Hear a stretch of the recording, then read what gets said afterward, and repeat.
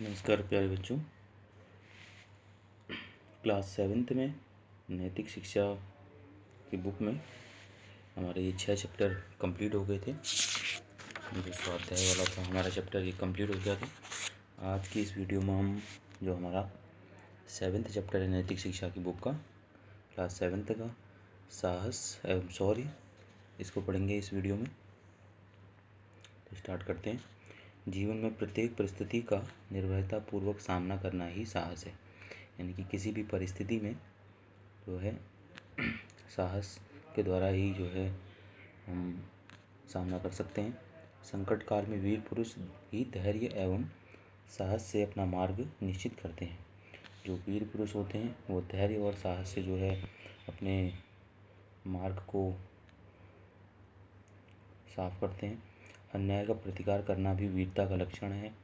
हम वीरों की संतान हैं, इसलिए हमें निडर होकर अपने कार्य साहस के साथ करने चाहिए। हमारा जन्म इस देश की सुरक्षा के लिए, इसे आगे बढ़ाने के लिए, इसे विश्व में सिरमौर बनाने के लिए हुआ है। इसलिए हम भी वीर अभिमन्यु, लव कुश, रानी लक्ष्मीबाई, हाड़ा रानी व गुरु गोविंद सिंह के पुत्रों के समान साहसी बनकर इस देश को सुखी और संपन्न बनाने का कार्य करेंगे। ठीक है। तो हम विद्यालय में बहुत से साहसिक प्रदर्शनों में हिस्सा लेते हैं, जैसे कि अग्निचक्र, नियुद्ध आदि का अभ्यास करने और अपने अंदर साहसिक कार्य करने की इच्छा को बलवती बनाएंगे।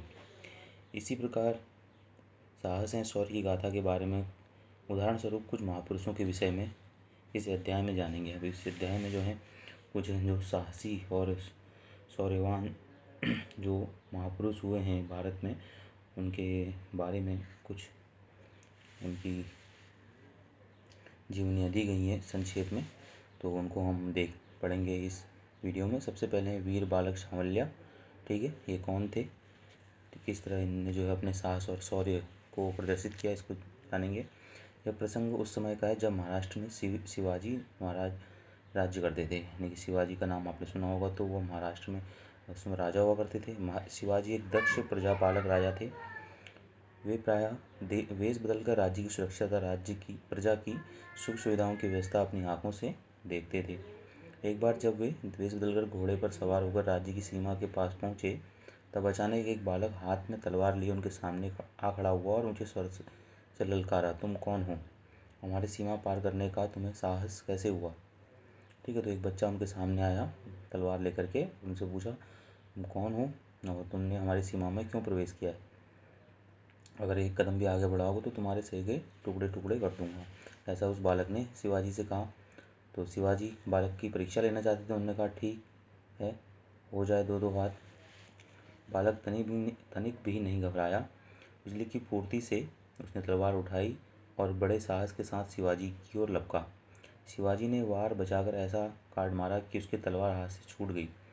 बालक तलवार उठाने के लिए दौड़ा और उधर शिवाजी ने घोड़े को ऐड़ लगाई।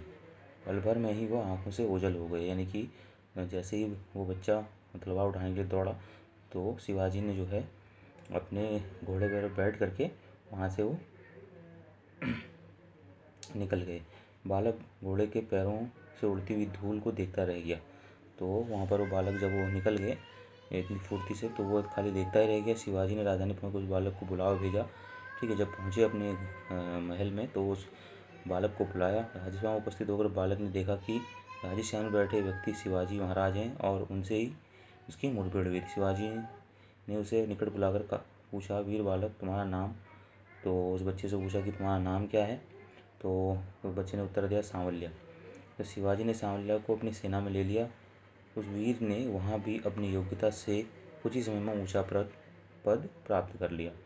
तो इस तरह से अपने जो है साहस के दम पर उसने जो है इतने बड़े वीर महारथी शिवाजी से भी जो है युद्ध लड़ा था। ठीक है, तो इस तरह से हम जो है इनके जीवन चरित्र से सीख ले सकते हैं कि किस तरह से जो है वो जो वीर बालक सांवलिया था, कितना धैर्यवान और जो है शौर्यवान यह बालक था, जिसने अपने साहस से शिवाजी को भी अपने सामने घुटने टेकने पर मजबूर कर दिया था। ठीक है, तो अब इससे अगली वीडियो में जो अगले जो साहस और शौर्य के प्रतीक हैं हाड़ा रानी, इसको हम अपनी नेक्स्ट वीडियो में पढ़ेंगे। ठीक है।